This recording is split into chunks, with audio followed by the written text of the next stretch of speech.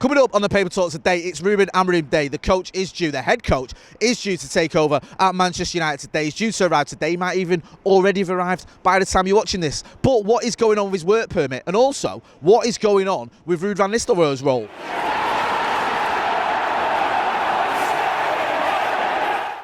Jay here for Stretford, Paddock. This is the Paper Talk. As you can see, I'm outside Old Trafford and the weather is pretty mild. You might want to take your Packers if you've got them, because it is a little bit of a nip in the air. Loads of Manchester United stories to crack on with, but the main ones, let's be honest with you, is about Ruud Amorim. It's Ruud Amorim Day. He's expected to arrive today at Manchester United. He might already be here by the time you are watching this, to take over from Ruud Van Nistelrooy as Manchester United manager, obviously succeeding Erik ten Hag. Ruud Van Nistelrooy did a fantastic job as interim manager. 3 wins and 1 draw. Probably the best form we've had for a little while at Manchester United, if we're being brutally honest. Obviously capped off yesterday with that 3-0 win over Leicester. Now, we don't quite know what Ruud Van Nistelrooy's role is going to be under Ruud Amorim. There's lots of speculation, lots of talk that maybe he will move on, maybe he should. I think Paul Scholes said the other day, maybe he should become a manager somewhere. He feels like he is a manager rather than an assistant manager or whatever you want to call it, a coach.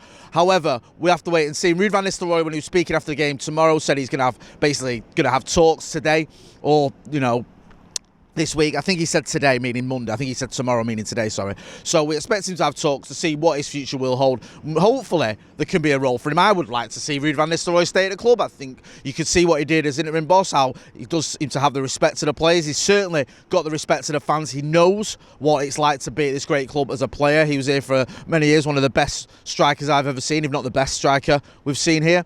And also, he knows what it's like to manage and coach. He's been a coach and briefly a manager too. Now, some people may look at that and go, well, he has been a manager. Can he work under the new head coach, or does he need to be a manager elsewhere? Because he's also a manager at PSV, don't forget. Not just a brief stint he did here, but also at PSV Eindhoven. However, we'll have to wait and see. I'd like to see some sort of connection between the old guard, if you will, and the new group that are coming in with Ruud Amorim. So I'd like to see Ruud Van Nistelrooy stay. You may disagree. Get involved in the chat and the comments. We should find out, he should find out today what his role is going to be, if he is going to be in any role whatsoever. And I think it's only right that they have those discussions, because Ruud Van Nistelrooy has made the sort of, I say the announcement, has said that he would like to stay on. I think he said the other day, in any capacity, he'd like to stay at the club, which is obviously great to hear. But it all depends on Ruud Amorim and what those conversations between the two men are like. Because if Ruud Amorim sees him as being surplus to requirements, or offers him a role that Ruud Van Nistelrooy doesn't quite think is befitting him, then they might decide it doesn't work out. I don't think there's anything wrong with that. I think you have to have these discussions face to face before you can say for definite whether it's going to work with Ruud Van Nistelrooy and Ruud Amorim. Obviously, we want it to, but they might chat to each other and say, look, this isn't what we want it to be, so we move on. We'll find out though this week, if not today. And obviously, as always, we will keep you posted, so make sure, if you're not doing already, you are hitting like, share and subscribe. Just on the Ruud Amorim front, as I said earlier, he is going to be arriving today. We do expect him to take over pretty much immediately. However, there's been a few reports, I think I saw one in The Independent, one in a couple of other newspapers as well, that he may have to wait.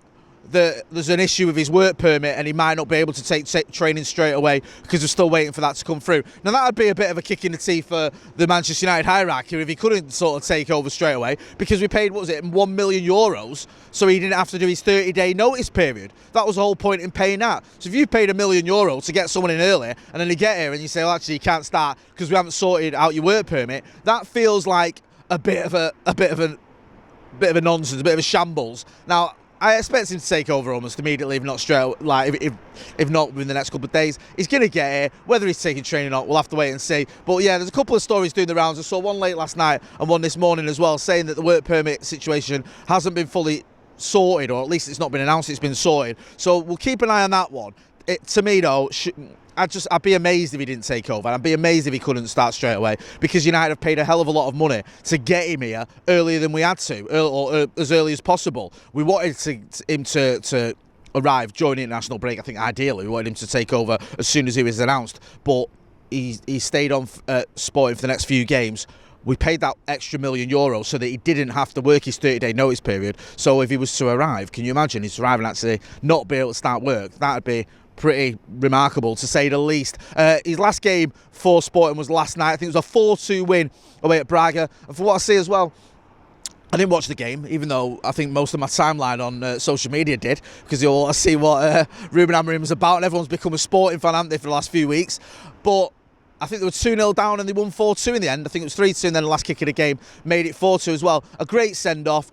He was getting sort of chucked in the air by his players. Everyone's buzzing with him. Well, probably not all buzzing. The fact he's leaving, hugely popular, had a fantastic run there as well, unbeaten. I think he's won all his games, I think, in the league as well. So just absolutely smashing it in the Portuguese league with Sporting. We're definitely getting a manager whose stock is as high as it's ever been. And I know people might look at this and go, well, Erik ten Hag was the same. Erik ten Hag was a manager who came in and his star couldn't have been shining any brighter. I think Erik ten Hag actually lost. Did he lose the Dutch Cup final in one of his last games? But that doesn't mean his stock wasn't high. Of course it was. He'd won title after title at Ajax, and everyone thought he was the best manager out there. And you might even argue he was, in terms of who was available.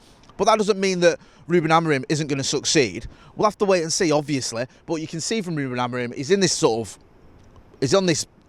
sort of riding this crest of a wave. He comes across very well in press conferences. He spoke last night about looking forward to his new challenge at Manchester United. He always comes across real well. 39 years old, very young. First United manager we've ever had, or head coach we've had, that's younger than me, which is, a bit of an out-and-out for myself.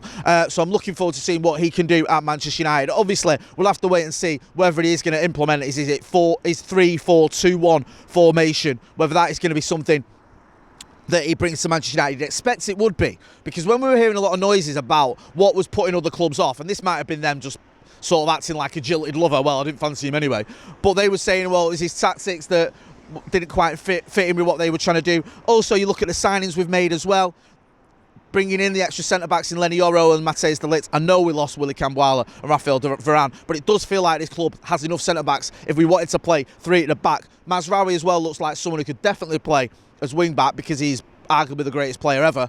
So you look at it and you go, okay, you feel like you've kind of got the personnel there. Yes, there might be a bit of an issue on that left-hand side in terms of wing-backs, because we are a little bit short. Luke Shaw apparently could be back soon. We've heard this before, but we saw reports and I think footage of him back in training, but not quite being match fit yet. Cyril Malassi is another one who perhaps can play on that left hand side. Again, he's been injured for a very long time. Maybe Manchester United in January look to address that. We certainly might. That's not a saying that makes any sense. We certainly do need to address the striker situation as well, because I think you can see Joshua Zirkzee and Rasmus Højlund, both young players. Zirkzee's only just got here. Højlund had a decent first season. Done okay in parts this season, not quite kicked on from last season, but for me there's a little bit of a concern there that we might not have the goal scorer we need if we are going to play the system that Ruben Amorim wants to play. Get involved in the chat in the comments. Let me know what you think, how much you're looking forward to seeing him, what do you think his style of football is going to be, what do you think Ruud Van Nistelrooy's role should be at the club. Let me know.